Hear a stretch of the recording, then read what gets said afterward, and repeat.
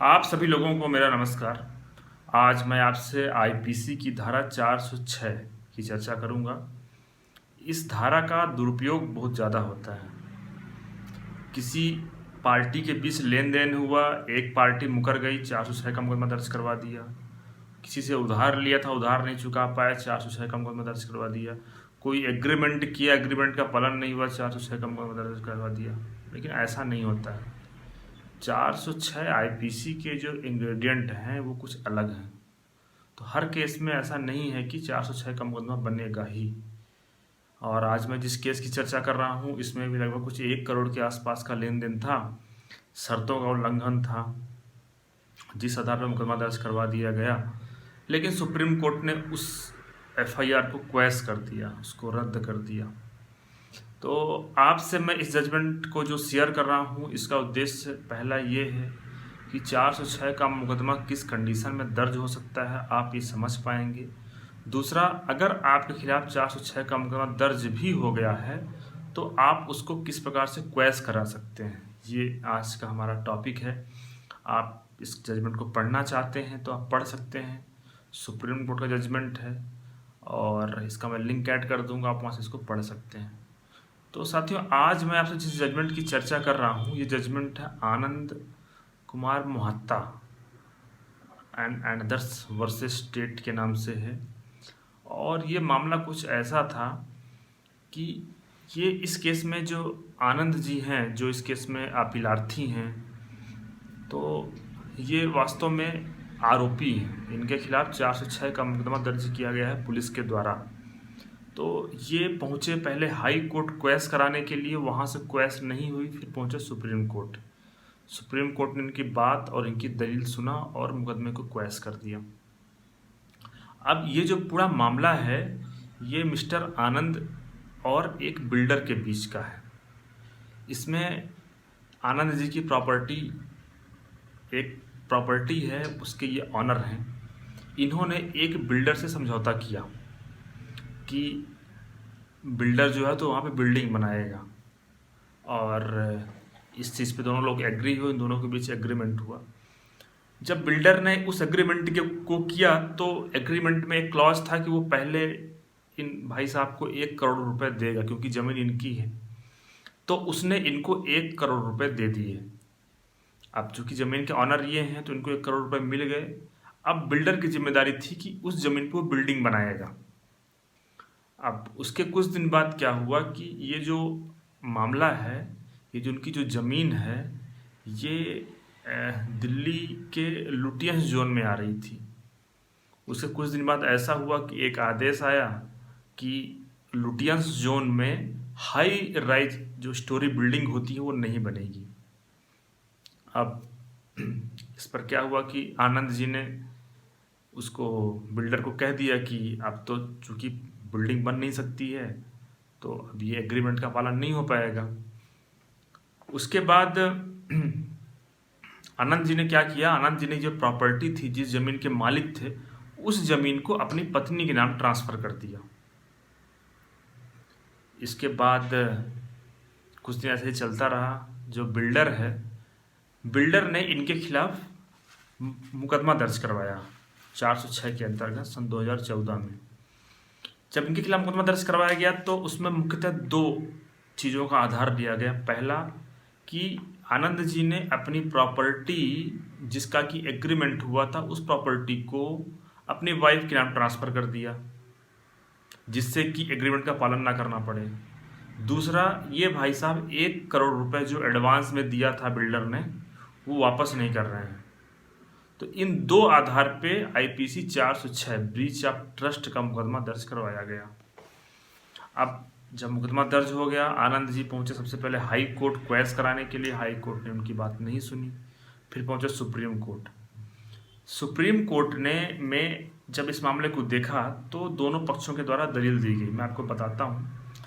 सबसे पहले जो आनंद जी हैं, जो आरोपी हैं, अपीलार्थी हैं, जिन्होंने 482 फाइल किया है एफआईआर को क्वैश करने के लिए, उनका कहना था कि ये जो पूरा मामला है, इस मामले में चूंकि हाँ, ऐसा आदेश आ गया गवर्नमेंट का कि लुटियन चौसर में हाई राइज बिल्डिंग बन नहीं सकती है, तो इसलिए हमने मना कर दिया।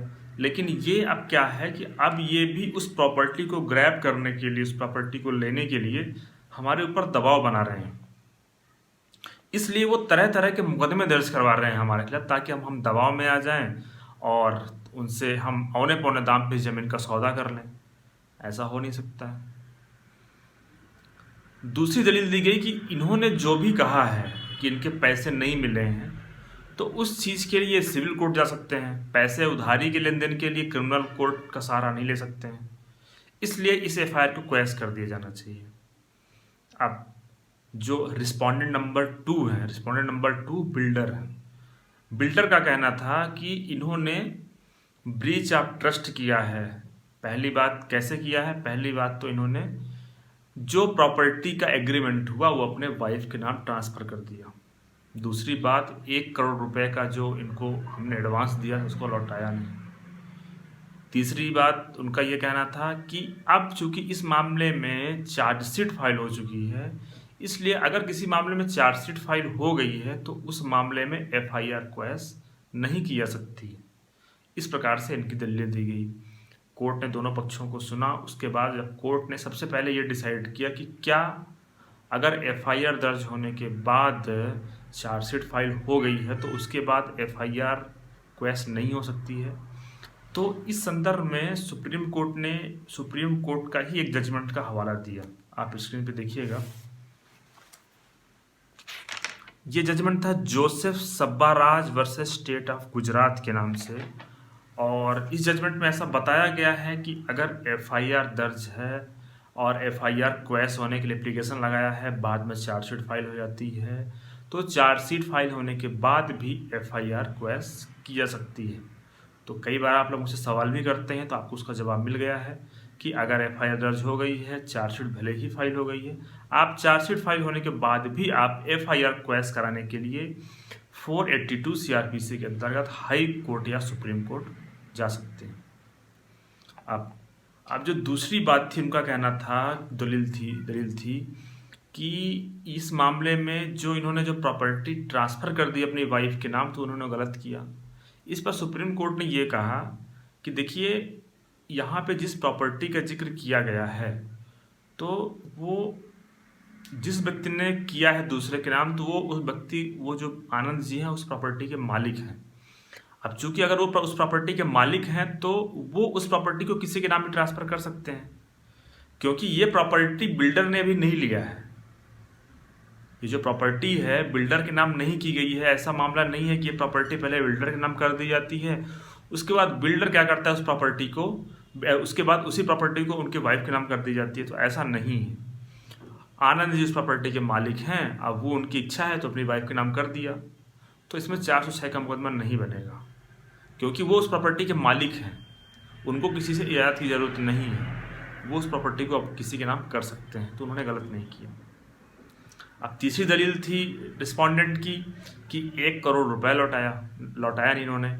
तो उस पर कोर्ट ने ये पाया कि इन दोनों पक्षों के बीच 1 करोड़ का जो सौदा था वो ऐसा था कि 1 करोड़ रुपए जो है तो जब वो तब लौटाए जाएंगे जबकि ये जो प्रॉपर्टी है, जो कॉम्प्लेक्स है, वो उनको हैंडओवर कर देंगे, या फिर ऐसा कहा जाए कि अगर वो उस पर किसी प्रकार का उनका पोजीशन नहीं रहेगा।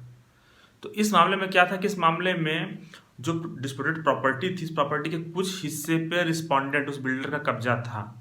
तो कोर्ट ने ये पाया कि पहली बात तो आपका कब्जा है, तो आप कैसे कह सकते हैं कि 1 करोड़ रुपये उसको लौटाना चाहिए। आप अपना कब्जा छोड़िए, फिर उनसे 1 करोड़ रुपये मांगिए। आपने उस प्रॉपर्टी से कब्जा छोड़ा नहीं है, तो आप ये दावा नहीं कर सकते हैं कि एग्रीमेंट का पालन नहीं हुआ है। एग्रीमेंट का पालन तो आप भी नहीं कर रहे हैं। आपने प्रॉपर्टी पे कब्जा किया हुआ है कुछ पार्ट पे। और दूसरी बात ये कि 1 करोड़ रुपए मांगने के लिए आपने कोई एफर्ट किया हो, कोई नोटिस भेजा हो, ऐसा भी कुछ नहीं है रिकॉर्ड में, तो गलत है। इस कंडीशन में 406 का मुकदमा नहीं बनेगा।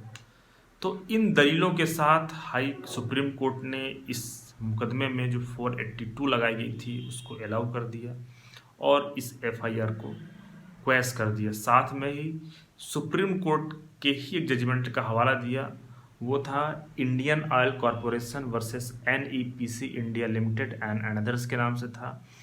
जिसमें ऐसा बताया गया था कि अगर मामला जो है वो सिविल डिस्प्यूटेड है, सिविल नेचर का है, तो उस व्यक्ति के खिलाफ क्रिमिनल प्रोसीडिंग अलाउ नहीं की जा सकती है। इस आधार पे कोर्ट ने ये पाया कि इस मुकदमे को क्वैश कर दिया जाना चाहिए। एफआईआर को और जो चार्जशीट थी दोनों को क्वैश कर दिया गया और साथ में जो आरोपी था उसको इस मुकदमे से उन्मुक्त कर दिया गया। मुझे उम्मीद है कि हमने जो जजमेंट आपसे शेयर किया है आपके लिए यूज़फुल होगा। आने वाले टाइम में मैं जिस प्रकार से कुछ नए जजमेंट से रूबरू होता रहूँगा तो आपको मैं उसके बारे में अपडेट करता रहूँगा। धन्यवाद साथियों।